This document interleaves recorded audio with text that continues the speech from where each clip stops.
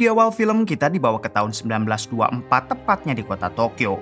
Di sini memperlihatkan seorang wanita bernama Yuri Ozon yang kala itu sedang memesan gaun di salah satu butik. Diberitahu kalau Yuri ini adalah mantan agen rahasia terbaik Jepang yang pernah membantai 57 orang berpengaruh di dunia hanya dalam waktu 1 bulan. Namun untuk sekarang Yuri memilih pensiun muda semenjak anak dan suaminya dihabisi oleh kelompok tak dikenal.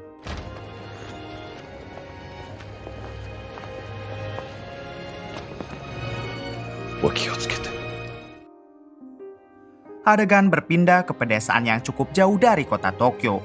Di sana terlihat ada satu keluarga yang sedang disekap oleh para tentara Jepang. Alasan tentara Jepang menyekap keluarga tersebut karena keluarga itu telah menyembunyikan keponakannya yang merupakan buronan bernama Sandy. Akan tetapi karena semua orang tetap menjawab tidak tahu, para tentara itu pun langsung menghabisi mereka semua. Namun tanpa disadari, rupanya sedari tadi Sandy bersembunyi di kolong rumah dan ia pun langsung berlari sekencang-kencangnya untuk melarikan diri.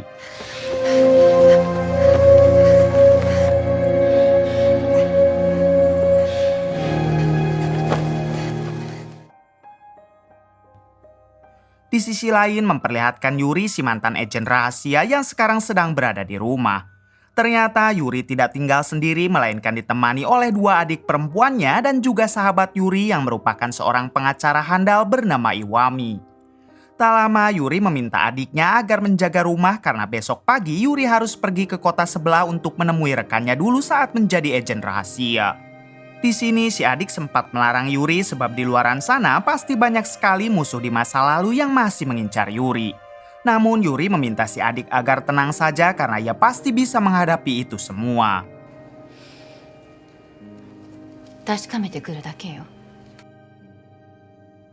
Sebelum tidur, Yuri melihat foto kenangan bersama mendiang anak dan suaminya.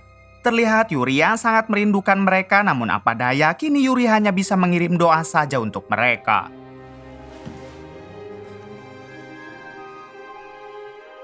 Keesokan paginya memperlihatkan Yuri yang sudah menaiki kereta untuk menuju ke kota sebelah.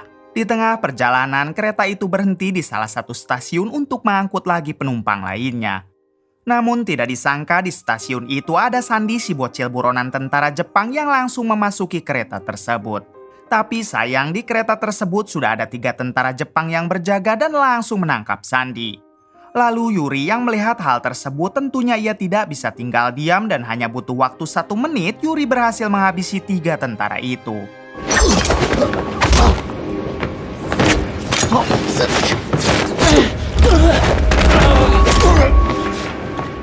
Kemudian Yuri segera membawa Sandy meloncat ke ladang jagung. Namun sialnya ada lagi 2 tentara yang mengejar hingga terjadilah aksi kejar-kejaran. Di tengah pengejaran, Yuri berhasil mengelabui kedua tentara itu hingga inilah aksinya.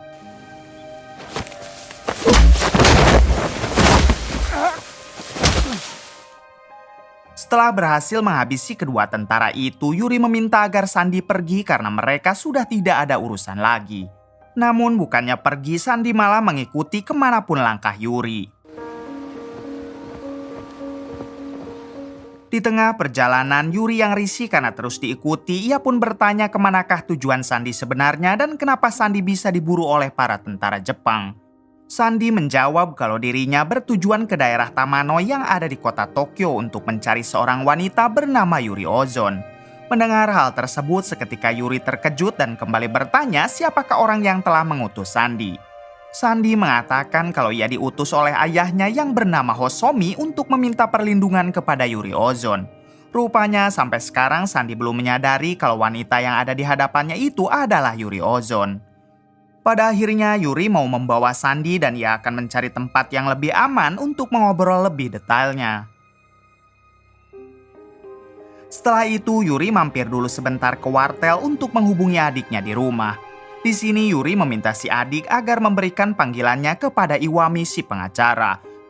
Ketika terhubung, Yuri segera meminta Iwami agar memeriksa latar belakang seorang pria bernama Hosomi yang merupakan ayahnya Sandy. Yuri sama sekali tidak tahu siapa Hosomi, namun anehnya Hosomi seperti yang kenal dekat dengan Yuri. Mendengar hal tersebut, Iwami pun berjanji akan segera mencari tahu siapa Hosomi sebenarnya.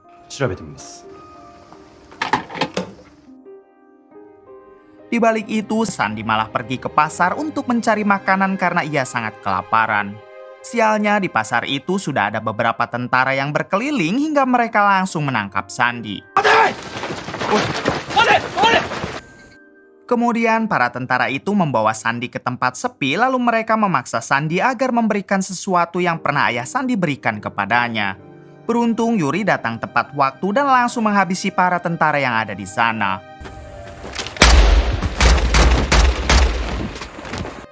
Melihat kebrutalan Yuri, Sandi hanya bisa bengong sambil bertanya siapakah engkau sebenarnya. Yuri menjawab kalau dirinya adalah mantan agen rahasia sekaligus perempuan yang sedang Sandi cari, yaitu Yuri Ozon. Ozone Yuri.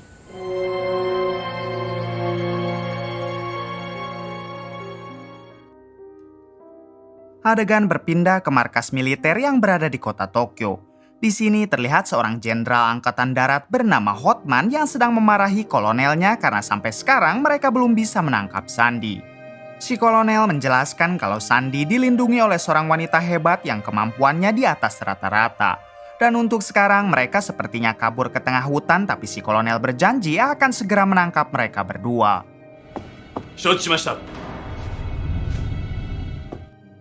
Di sisi lain memperlihatkan Yuri dan Sandi yang kini sedang beristirahat di tengah hutan. Lalu Yuri menanyakan kenapa Sandi bisa sampai menjadi buronan tentara Jepang dan kenapa juga ayah Sandi bisa mengenal Yuri. Kemudian Sandi memberikan sebuah buku yang ia sembunyikan di dalam bajunya. Sandi meminta Yuri agar membaca saja buku tersebut dan nantinya Yuri pasti akan tahu apa yang sebenarnya terjadi. Ketika dibuka, ternyata buku itu berisi tentang semua bukti anggaran perang yang telah dikorupsi besar-besaran oleh Hotman, sang jenderal angkatan darat. Oleh sebab itulah semua anggota keluarga Sandi dibantai dan kini hanya tinggal menyisakan Sandi seorang. Sebelum kejadian pembantaian tersebut, ayah Sandi sempat menitipkan buku itu kepada Sandi. Lalu ayahnya juga meminta Sandi untuk meminta perlindungan kepada Yuri. Sementara terkait kenapa ayah Sandi mengenal Yuri, Sandi juga tidak tahu dan yang ia ketahui kalau dulu ayahnya jarang sekali pulang.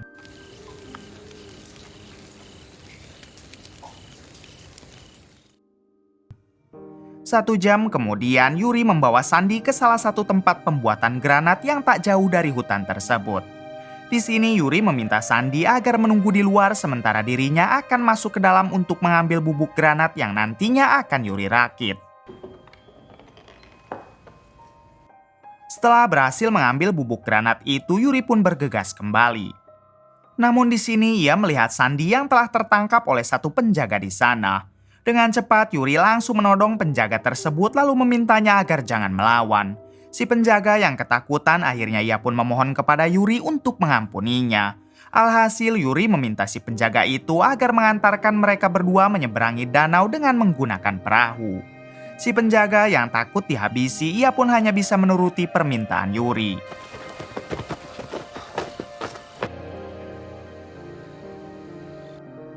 Singkatnya, kini Yuri dan Sandi sedang berada di atas perahu untuk menyeberangi danau dengan diantar oleh si penjaga tadi. Namun tiba-tiba perahu mereka dikepung oleh perahu si kolonel dan pasukannya. Si kolonel meminta Yuri agar menyerahkan saja Sandi beserta buku tersebut dan ia berjanji akan membiarkan Yuri pulang dengan aman. Yuri mengiyakan permintaan si kolonel, namun sebelum itu ia meminta izin untuk membuang dulu 2 botol yang ia bawa ke dasar danau. Sandi yang mendengarnya, ia pun langsung marah sambil menodong Yuri. Sandi tidak menyangka kalau Yuri akan tega melakukan hal ini. Yuri meminta Sandi agar tiarap karena 2 botol yang dibuangnya tadi adalah granat rakitan Yuri dan tiba-tiba pada akhirnya Yuri dan Sandi berhasil lolos dari kejaran si kolonel dan pasukannya. Keesokan harinya terlihat Sandi yang sudah berada di rumah Yuri dan saat ini Sandi sedang diberi sarapan oleh kedua adik perempuan Yuri. Di balik itu Yuri sendiri sedang mengobrol dengan Iwami sahabatnya untuk membicarakan tentang siapa sebenarnya ayah Sandi yang bernama Hosomi. Di sini Iwami hanya berhasil mendapatkan informasi kalau Hosomi itu adalah seorang pengusaha. Tapi entah kenapa Hosomi bisa mengenal Yuri karena biasanya yang tahu kehebatan Yuri adalah orang-orang terdekatnya saja. Namun pada akhirnya Yuri tak ingin dibuat pusing oleh hal tersebut karena yang terpenting sekarang adalah membongkar kebusukan Hotman, sang jenderal angkatan darat. 陸軍が血眼になるわけです。 Adegan berpindah kepada Sandy yang sedang bermain di tepi sungai bersama adik bungsu Yuri. Namun ketika si adik membeli mainan, tiba-tiba Sandy ada yang menculik.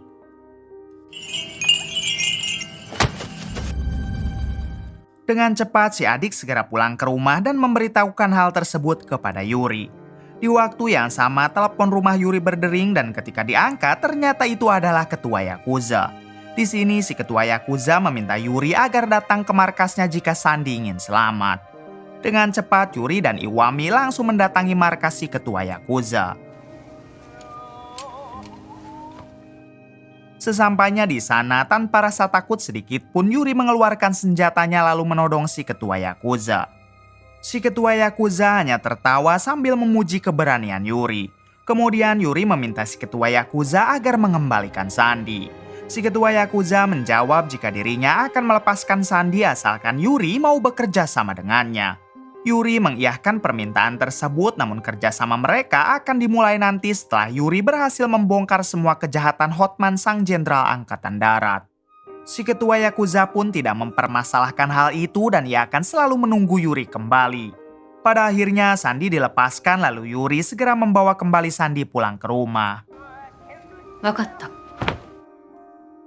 Ketika Sandy sudah di rumah, ia pun langsung dipeluk oleh adik bungsu Yuri yang sempat merasa bersalah. Kemudian Yuri memutar musik lalu meminta kepada mereka semua agar sebaiknya tidak ada yang keluar dulu. Tak lama datanglah si kolonel yang ternyata masih hidup dengan membawa lebih banyak pasukan. Si kolonel langsung mengepung rumah Yuri dan meminta Yuri agar menyerahkan saja Sandy kepada dirinya. Melihat hal tersebut, Yuri segera meminta Iwami agar menyuruh Sandy dan adik bungsunya bersembunyi di lantai atas. Sementara Yuri sendiri akan keluar untuk menghadapi si kolonel.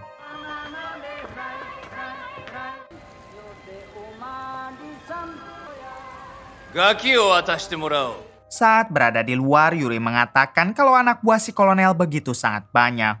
Namun sayangnya ini tidak membuat Yuri sedikit pun takut lalu tiba-tiba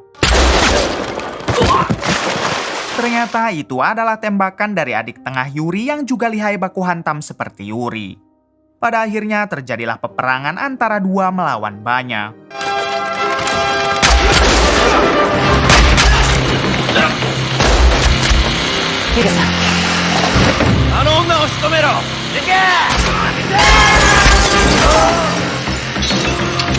Nakasa.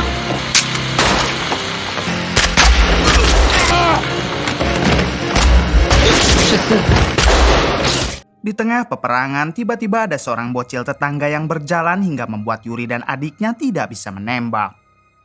Dengan sigap, Iwami memberanikan diri untuk keluar lalu mengamankan bocil tersebut. Kemudian disusul oleh Yuri hingga inilah aksinya.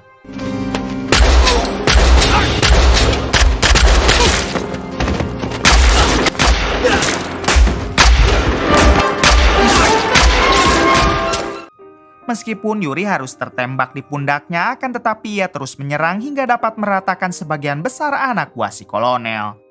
Alhasil si kolonel pun memilih untuk kabur daripada harus tewas di tangan Yuri.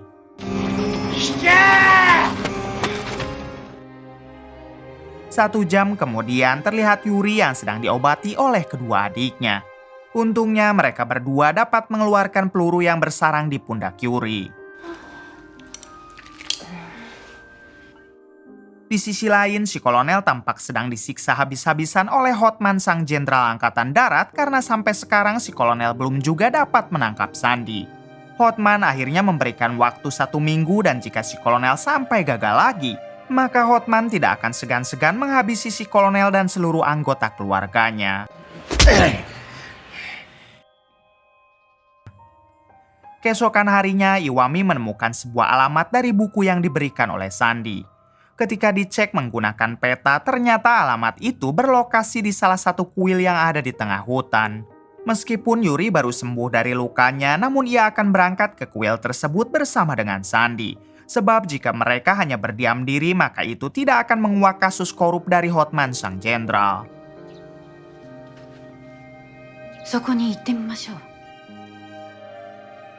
Hari itu juga Yuri dan Sandy langsung berangkat ke kuil tersebut. Sedangkan Iwami akan menyusul karena sekarang ia harus mendatangi dulu teman lamanya untuk meminta bantuan. Singkatnya, kini Iwami sudah bertemu dengan teman lamanya yang ternyata seorang pejabat dalam negeri. Di sini Iwami mengatakan kalau Yuri dan dirinya telah menemukan bukti korupsi anggaran perang yang dilakukan oleh Hotman, sang jenderal angkatan darat. Namun mereka bingung harus menggulingkan sang jenderal lewat bantuan siapa karena jika hanya dirinya dan Yuri itu tidak akan kuat. Mendengar hal tersebut, si pejabat menyarankan agar Iwami sebaiknya meminta bantuan kepada Yamato yang merupakan sahabat lama mereka juga. Yamato sekarang telah menjadi jenderal angkatan laut sehingga ia pasti akan memberi perlindungan untuk Yuri dan Iwami dan juga menggulingkan Hotman, sang jenderal angkatan darat. Iwami yang mendapat pencerahan langsung berterima kasih lalu ia segera pergi dari sana untuk menyusul Yuri ke kuil. 2 jam kemudian terlihat Iwami yang baru sampai di kuil dan ia langsung menemui Yuri dan Sandy. Ketika masuk ke dalam, si penjaga kuil bertanya apakah ada yang dapat mereka bantu. Sandy mengatakan kalau mereka mendatangi kuil ini karena sesuai arahan dari peta yang ada di buku peninggalan ayahnya. Mendengar hal itu, si penjaga kuil meminta Sandy agar menunjukkan sesuatu agar ia dapat mengetahui siapakah ayah Sandy. Kemudian Sandy mengeluarkan foto keluarga untuk ditunjukkan kepada si penjaga kuil. Melihat foto itu, si penjaga kuil langsung mengenali Sandy karena di kuil ini ada jasad ibu Sandy yang sudah dikremasi. Si penjaga kuil segera memberikan satu kotak yang di dalamnya berisi abu ibu Sandy. Ternyata peta itu mengarahkan Sandy ke kuil ini hanya untuk mengambil kotak kremasi ibunya saja dan tidak ada kaitannya sama sekali dengan kasus korupsi Hotman, sang jenderal. Di waktu yang sama, tak sengaja Yuri melihat foto ayah Sandy dan seketika ia pun langsung berlari sambil menangis keluar.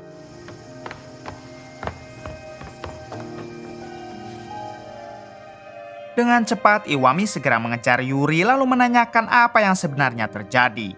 Yuri menjelaskan kalau nama Hosomi hanyalah nama samaran ayah Sandy karena nama aslinya adalah Mizuno.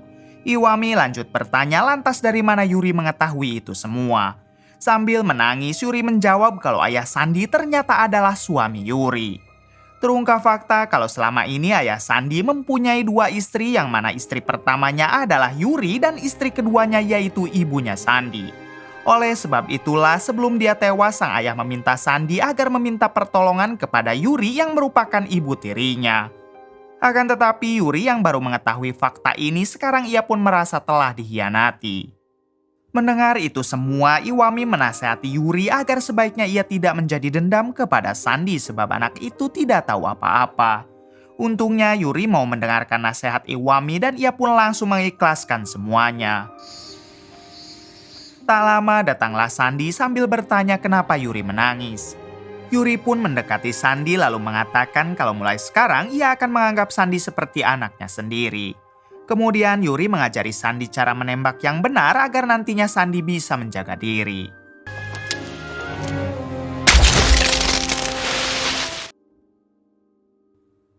Di hari selanjutnya, Iwami mendatangi Yamato, sang jenderal angkatan laut di markasnya. Terlihat mereka yang sudah dekat karena Yamato dan Iwami adalah sahabat di masa lalu.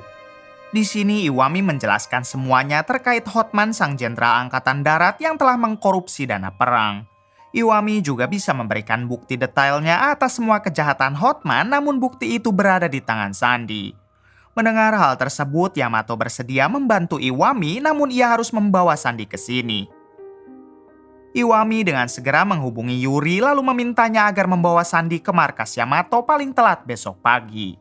Tapi ternyata panggilan itu terhubung juga ke telepon yang ada di markas Hotman, sang jenderal angkatan darat. Otomatis Hotman dapat mengetahui rencana Iwami yang akan membawa Yuri dan Sandy ke markas Yamato. Dengan cepat Hotman mengerahkan pasukannya untuk memblokir semua jalan yang menuju ke markas Yamato. Malam harinya meskipun sedang hujan deras, Yuri dan Sandy tetap berangkat untuk menuju ke markas Yamato.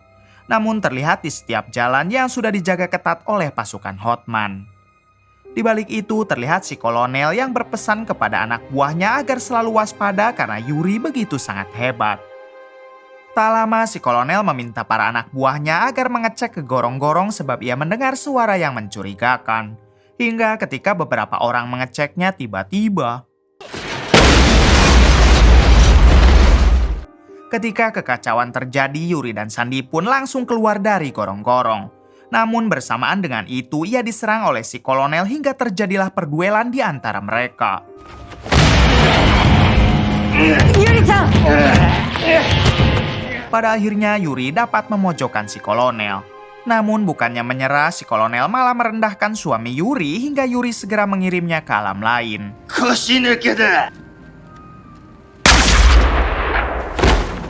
Setelah itu, Yuri yang menyadari kalau pasukan sang jenderal sangat banyak, ia pun memutuskan untuk bersembunyi dulu di rumah si pemilik butik langganannya. Bahkan Yuri juga sempat mengganti pakaian dengan gaun terbaru buatan si pemilik butik yang sudah lama belum Yuri ambil. よくお似合いです。ありがとう。 Ketika hari sudah menjelang subuh, Yuri dan Sandy memutuskan untuk melanjutkan perjalanan. Di tengah perjalanan, Yuri sempat diserang oleh para tentara hingga terjadilah aksi tembak-tembakan meskipun kondisinya dipenuhi kabut.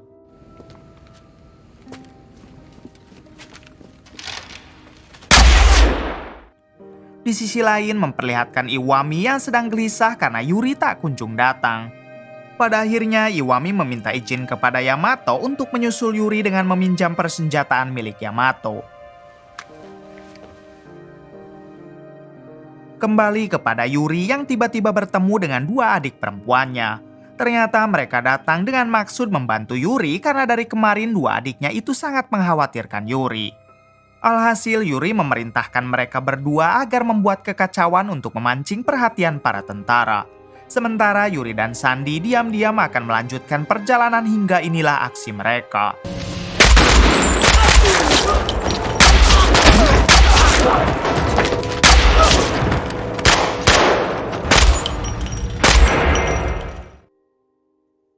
Singkatnya, saat hari sudah mulai terang dan hanya tinggal beberapa langkah lagi menuju ke markas Yamato, tiba-tiba di hadapan Yuri terlihat Hotman dan puluhan pasukannya yang sudah siap memberondong Yuri dengan tembakan hingga inilah yang terjadi.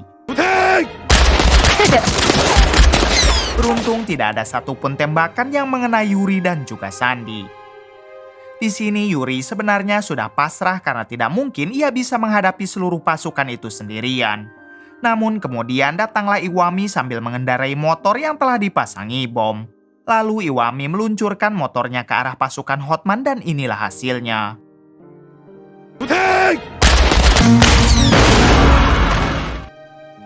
Melihat sebagian pasukan Hotman yang koit, Yuri segera membawa Sandy berlari menuju markas Yamato sembari memerangi satu persatu anak buah sang jenderal yang masih tersisa. Di suatu kesempatan, Yuri pun harus terkena tembakan beberapa kali. Namun ia tetap tidak menyerah dan meminta Sandy agar berlari menuju gerbang.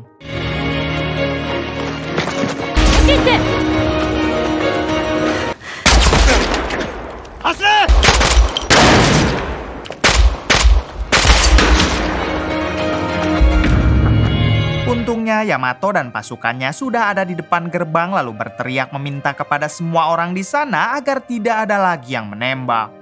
Kemudian Yamato mengusir Hotman karena tidak seharusnya ia berperang di depan markas Yamato yang merupakan jenderal angkatan laut. Alhasil Hotman tidak bisa berkata apapun dan ia lebih memilih untuk pergi dari sana. Meskipun Yuri harus terluka cukup parah, namun sekarang misinya telah tuntas karena ia dapat mengantarkan Sandy kepada Yamato dengan selamat. Sekarang hanya tinggal menunggu waktu saja karena Yamato akan segera membongkar kasus korup Hotman dengan menggunakan bukti yang ada di buku ayah Sandy.